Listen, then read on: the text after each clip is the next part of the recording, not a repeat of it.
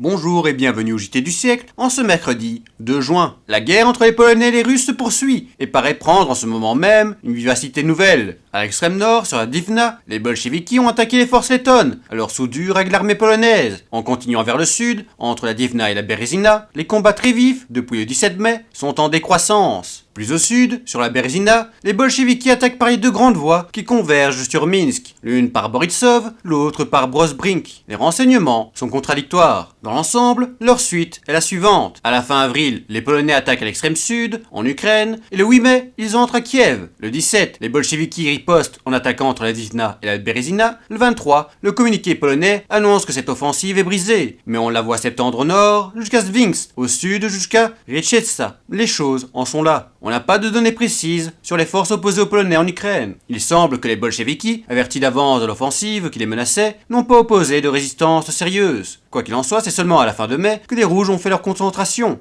Il faut donc nous attendre à une offensive énergique de leur part. Quelle sera, pendant la campagne qui se prépare, l'attitude de l'Allemagne? Elle préoccupe beaucoup les Polonais, qui craignent justement d'être pris à dos pendant qu'ils se battront à l'Est. Avec la Tchécoslovaquie, les relations sont extrêmement tendues. Ce dernier pays a tout récemment manifesté son désir de s'entendre avec la République des Soviets.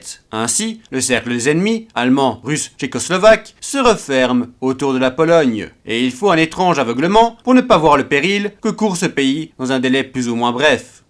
C'était le JT du siècle, l'info de notre histoire.